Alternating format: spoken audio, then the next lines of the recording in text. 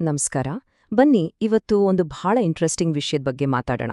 ನಮ್ಮ ತಲೆಗೆ ಹೊಳೆಯೋ ಹೊಸ ಹೊಸ ಐಡಿಯಾಗಳಿಗೆ ಒಂದು ಅವಕಾಶ ಕೊಡೋಕ್ಕೂ ಮುಂಚೆನೇ ಯಾಕೆ ಅವುಗಳನ್ನ ತಿರಸ್ಕರಿಸ್ಬಿಡ್ತೀವಿ? ಹಾಗೆ ಮಾಡೋದನ್ನ ಬಿಟ್ಟು ಒಂದು ಸಣ್ಣ ಪ್ರಯತ್ನದಿಂದ ಏನೆಲ್ಲ ಬದಲಾಗ್ಬೋದು ಅನ್ನೋ ಶಕ್ತಿ ಬಗ್ಗೆ ಇವತ್ತು ಅರ್ಥ ಮಾಡ್ಕೊಳ್ಳೋಣ. ಯೋಚನೆ ಮಾಡಿ ನೋಡಿ, ಈ ಪ್ರಶ್ನೆ ನಮ್ಮೆಲ್ಲರನ್ನೂ ಒಂದಲ್ಲ ಒಂದು ಸಲ ಕಾಡಿರುತ್ತೆ ಅಲ್ವಾ? ನಮ್ಮೊಳಗೆ ಒಬ್ಬ ವಿಮರ್ಶಕ ಕೂಟಿರ್ತಾನೆ. ಅವ ಪ್ರತಿಯೊಂದಕ್ಕೂ ಅನುಮಾನ ಪಡ್ತಾನೆ. ಛೇ, ಇದು ವರ್ಕ್ ಆಗಲ್ಲ, ಜನ ನಗ್ತಾರೆ, ಇದಷ್ಟು ಚೆನ್ನಾಗಿಲ್ಲ ಅಂತ ಹೇಳಿ. ಎಷ್ಟು ಅದ್ಭುತ ಐಡಿಯಾಗಳನ್ನ ಅವು ಹುಟ್ಟಿದ ಜಾಗದಲ್ಲೇ ಸಾಯಿಸ್ಬಿಡ್ತಾನೆ ಅಂತ ಯೋಚಿಸಿದ್ರೆ ಆಶ್ಚರ್ಯ ಆಗುತ್ತೆ. ನೋಡಿ, ಸಮಸ್ಯೆಯ ಮೂಲ ಇರೋದೇ ಇಲ್ಲಿ. ನಮ್ಮ ಕ್ರಿಯೇಟಿವಿಟಿಗೆ ಅತಿದೊಡ್ಡ ಶತ್ರು ಬೇರೆ ಯಾರೂ ಅಲ್ಲ, ನಮ್ಮೊಳಗಿನ ಆ ವಿಮರ್ಶಕನೇ. ಒಂದು ಐಡಿಯಾ ಪೂರ್ತಿಯಾಗಿ ರೂಪುಗೊಳ್ಳೋಕೂ ಮುನ್ನವೇ, ಅದಕ್ಕೆ ರೆಕ್ಕೆ ಪುಕ್ಕ ಬರೋಕೂ ಮುನ್ನವೇ ನಾವೇ ಅದರ ಕತೆ ಮುಗಿಸ್ಬಿಡ್ತೀವಿ. ಸರಿ, ಹಾಗಾದ್ರೆ ನಮ್ಮ ಮೊದಲನೇ ಭಾಗಕ್ಕೆ ಹೋಗೋಣ. ನಮ್ಮ ಐಡಿಯಾಗಳ ಮೇಲೆ ನಾವೇ ಇಷ್ಟು ಬೇಗ ಜಜ್ಮೆಂಟ್ ಕೊಡುವ ಈ ಸಮಸ್ಯೆಯ ಬಗ್ಗೆ ಸ್ವಲ್ಪ ಆಳವಾಗಿ ನೋಡೋಣ. ಈ ಒಂದು ವಾಕ್ಯದಲ್ಲೇ ಇವತ್ತಿನ ನಮ್ಮ ಇಡೀ ಚರ್ಚೆಯ ಸಾರಾಂಶ ಇದೆ. ಇದು ಕೇಳೋಕೆ ತುಂಬಾ ಸರಳವಾಗಿ ಕಾಣಿಸಬಹುದು, ಆದ್ರೆ ಇದು ತುಂಬಾ ಪವರ್ಫುಲ್. ತಕ್ಷಣ ತಿರಸ್ಕರಿಸು ಬದಲು ಒಂದು ಸಣ್ಣ ಟ್ರೈ ಕೊಡೋಣ, ಏನಾಗತ್ತೆ ನೋಡೋಣ ಅನ್ನೋ ಮನೋಭಾವ ಬೆಳೆಸ್ಕೊಂಡ್ರೆ ಏನಾಗಬಹುದು? ಹೌದು, ನಿಜ ತಾನೇ. ಪ್ರತಿಯೊಂದು ದೊಡ್ಡ ಆವಿಷ್ಕಾರ, ಪ್ರತಿಯೊಂದು ಶ್ರೇಷ್ಠ ಕಲೆ ಶುರುವಾಗಿದ್ದು ಒಂದು ಪರ್ಫೆಕ್ಟ್ ಅಲ್ಲದ ಐಡಿಯಾದಿಂದಲೇ. ಅದನ್ನ ಪ್ರಯತ್ನಿಸಿದಾಗ ಮಾತ್ರವೇ ಅದರಲ್ಲಿರೋ ತಪ್ಪುಗಳು, ಅದನ್ನ ಇನ್ನಷ್ಟು ಚೆನ್ನಾಗಿ ಮಾಡೋ ದಾರಿಗಳು ಕಾಣಿಸುತ್ತವೆ. ಕೆಲವೊಮ್ಮೆ ಆ ಪ್ರಯತ್ನವೇ ಒಂದು ಸಂಪೂರ್ಣ ಹೊಸ ಮತ್ತು ಅದ್ಭುತವಾದ ಐಡಿಯಾಗೆ ಜನ್ಮ ನೀಡಬಹುದು. ಓಕೆ, ಇಲ್ಲಿಯವರೆಗೆ ಥಿಯರಿ ಬಗ್ಗೆ ಮಾತಾಡಿದ್ದು ಸಾಕು. ಈಗ ಸ್ವಲ್ಪ ಪ್ರಾಕ್ಟಿಕಲ್ ಆಗಿ ಯೋಚಿಸೋಣ. ನಮ್ಮ ಐಡಿಯಾಗಳನ್ನ ನಿಜವಾದ ಜಗತ್ನಲ್ಲಿ ಜನರ ಮುಂದೆ ಪರೀಕ್ಷಿಸುವುದು ಹೇಗೆ ಅನ್ನೋದನ್ನ ನೋಡೋಣ ಬನ್ನಿ. ಈ ಸ್ಲೈಡ್ ತುಂಬಾನೇ ಮುಖ್ಯ, ಸ್ವಲ್ಪ ಗಮನ ಕೊಡಿ. ನೋಡಿ, ಎಡಭಾಗದಲ್ಲಿರೋದು ನಾವು ಒಬ್ರೇ ಕೂತು ಪೇಪರ್ ಮೇಲೆ ಯೋಚನೆ ಮಾಡೋದು. ಇದು ತುಂಬಾ ಸೇಫ್, ಯಾರು ನಮ್ಮನ್ನ ಜಡ್ಜ್ ಮಾಡಲ್ಲ. ಆದ್ರೆ ಇದು ಬರೀ ಥಿಯೋರಿ, ಕಲ್ಪನೆ ಅಷ್ಟೇ.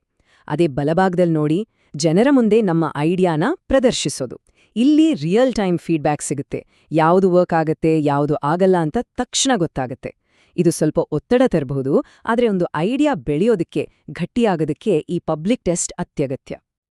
ಈ ಉದಾಹರಣೆ ಎಷ್ಟು ಚೆನ್ನಾಗಿದೆ ನೋಡಿ. ಒಬ್ಬ ಸಂಗೀತಕಾರ ತನ್ನ ಹೊಸ ಹಾಡನ್ನ ಸ್ಟುಡಿಯೋದಲ್ಲಿ ಕೇಳಿ ಇದು ಸೂಪರ್ ಹಿಟ್ ಆಗತ್ತೆ ಅಂತ ಅಂದ್ಕೊಳ್ಬೋದು. ಆದ್ರೆ ನಿಜವಾದ ಪರೀಕ್ಷೆ ಇರೋದು ಜನರ ಮುಂದೆ ನುಡಿಸಿದಾಗ. ಅವರ ಚಪ್ಪಾಳೆ, ಅವರ ಮೌನ, ಅವರ ರಿಯಾಕ್ಷನ್, ಅದೇ ಆ ಹಾಡಿನ ನಿಜವಾದ ಭವಿಷ್ಯವನ್ನ ನಿರ್ಧರಿಸುತ್ತೆ. ಒಬ್ರೇ ಮಾಡುವ ವಿಶ್ಲೇಷಣೆಗಿಂತ ಇದು 1000 ಪಟ್ಟು ಹೆಚ್ಚು ಮೌಲ್ಯಯುತ, ಹೌದಲ್ವಾ? ಇದೇ ತತ್ವ ಸ್ಟ್ಯಾಂಡಪ್ ಕಾಮಿಡಿಯನ್ಗಳಿಗೂ ಅನ್ವಯಿಸುತ್ತೆ. ಒಂದು ಜೋಕ್ ಪೇಪರ್ ಮೇಲೆ ಓದುವಾಗ ತುಂಬಾ ಫನ್ನಿ ಅನ್ಸ್ಬೋದು, ಆದ್ರೆ ಅದನ್ನು ವೇದಿಕೆ ಮೇಲೆ ಹೇಳಿದಾಗ ಮಾತ್ರ ಜನರ ನಗುವಿನಿಂದ ಅದರ ನಿಜವಾದ ಶಕ್ತಿ ಗೊತ್ತಾಗತ್ತೆ. ಸಂಗೀತ, ಹಾಸ್ಯ, ವ್ಯಾಪಾರ, ಟೆಕ್ನಾಲಜಿ, ಹೀಗೆ ಪ್ರತಿಯೊಂದು ಕ್ರಿಯೇಟಿವ್ ಫೀಲ್ಡ್ಗೂ ಇದು ಅನ್ವಯವಾಗುವ ಒಂದು ಯೂನಿವರ್ಸಲ್ ರೂಲ್. ಸರಿ, ಐಡಿಯಾಗಳನ್ನ ಯಾಕೆ ಟೆಸ್ಟ್ ಮಾಡಬೇಕು ಅಂತ ಗೊತ್ತಾಯ್ತು. ಆದ್ರೆ ಅದನ್ನ ಮಾಡೋದು ಹೆಂಗೆ? ಬನ್ನಿ ಮುಂದಿನ ಭಾಗದಲ್ಲಿ ಈ ಪ್ರಾಕ್ಟಿಕಲ್ ಫ್ರೇಮ್ವರ್ಕ್ನ ಅರ್ಥ ಮಾಡ್ಕೊಳ್ಳೋಣ. ಇದು ರಾಕೆಟ್ ಸೈನ್ಸ್ ಏನಲ್ಲ, ಕೇವಲ 4 ಸಿಂಪಲ್ ಸ್ಟೆಪ್ಸ್ ಅಷ್ಟೇ. ಮೊದಲು ಐಡಿಯಾದ ಒಂದು ಸರಳ ಬೇಸಿಕ್ ವರ್ಷನ್ ತಯಾರಿಸಿ. ಆಮೇಲೆ ಜಾಸ್ತಿ ಟೀಕೆ ಮಾಡ್ದ ಆಪ್ತರಾದ ಸ್ನೇಹಿತರು ಅಥವಾ ಸಣ್ಣ ಗುಂಪಿನಂಥ ಒಂದು ಸೇಫ್ ಆಡಿಯನ್ಸ್ ಮುಂದೆ ಅದನ್ನ ಪ್ರೆಸೆಂಟ್ ಮಾಡಿ. ಕೊನೆಗೆ ಮುಕ್ತ ಮನಸ್ಸಿನಿಂದ ಅವರ ರಿಯಾಕ್ಷನ್ ಏನು, ಫೀಡ್ಬ್ಯಾಕ್ ಏನು ಅಂತ ಕೇಳಿ ಕಲೆಕ್ಟ್ ಮಾಡಿ, ಅಷ್ಟೇ. ಉದಾಹರಣೆಗೆ, ಒಂದು ಹೊಸ ಪ್ರಾಡಕ್ಟ್ ಐಡಿಯಾ ಇದ್ರೆ ಅದಕ್ಕೆ ಲಕ್ಷಗಟ್ಲೆ ಖರ್ಚು ಮಾಡುವ ಬದಲು ಒಂದು ಅಗ್ಗದ ಪ್ರೋಟೋಟೈಪ್ ಮಾಡಿ ತೋರಿಸಬಹುದು. ಹೊಸ ಬಿಸ್ನೆಸ್ ಶುರು ಮಾಡೋದಾದ್ರೆ ಇಡೀ ಮಾರುಕಟ್ಟೆಗೆ ಹೋಗೋ ಮುಂಚೆ ಒಂದು ಸಣ್ಣ ಏರಿಯಾದಲ್ಲಿ ಟೆಸ್ಟ್ ಮಾಡಿ. ಅಥವಾ ಆ ಸಂಗೀತಕಾರನ ಹಾಗೆ ಒಂದು ಕಾರ್ಯಕ್ರಮದಲ್ಲಿ ಒಂದೇ ಒಂದು ಹೊಸ ಹಾಡನ್ನು ನುಡಿಸಿ ನೋಡಿ. ಇವೆಲ್ಲವೂ ದೊಡ್ಡ ರಿಸ್ಕ್ ಇಲ್ಲದೆ ಅಮೂಲ್ಯವಾದ ಫೀಡ್ಬ್ಯಾಕ್ ಪಡೆಯುವ ವಿಧಾನಗಳು.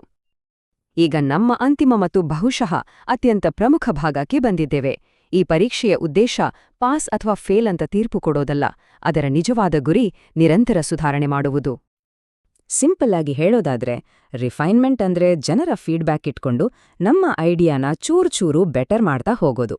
ಕ್ರಿಯೇಟಿವಿಟಿ ಅನ್ನೋದು ಒಂದೇ ಸಲಕ್ಕೆ ಆಗೋ ಮ್ಯಾಜಿಕ್ ಅಲ್ಲ, ಅದು ನಿರಂತರವಾಗಿ ಸುಧಾರಿಸ್ತಾ ಹೋಗೋ ಒಂದು ಪ್ರಾಸೆಸ್. ಮತ್ತೆ ಆ ಕಾಮಿಡಿಯನ್ ಉದಾಹರಣೆಗೆ ಬರೋಣ. ಪ್ರೇಕ್ಷಕರು ಒಂದು ಜೋಕ್ಗೆ ಅಷ್ಟಾಗಿ ನಗದಿದ್ದಾಗ ಅವರು ಇಡೀ ಜೋಕನ್ನೇ ಬಿಟ್ಟುಬಿಡೋದಿಲ್ಲ. ಬದಲಿಗೆ ಅದರಲ್ಲಿ ಒಂದು ಪದವನ್ನು ಬದಲಾಯಿಸಬಹುದು, ಹೇಳುವ ರೀತಿಯನ್ನು ಬದಲಾಯಿಸಬಹುದು. ಆ ಒಂದು ಸಣ್ಣ ಬದಲಾವಣೆ ಆ ಜೋಕ್ನ ಹಿಟ್ ಮಾಡಬಹುದು. ನೋಡಿ, ಈ ಸಣ್ಣ ಸುಧಾರಣೆಗಳ ಶಕ್ತಿಯೇ ಪರೀಕ್ಷೆಯಲ್ಲಿದೆ. ಹಾಗಾದ್ರೆ ಇನ್ನು ಯಾಕೆ ತಡ?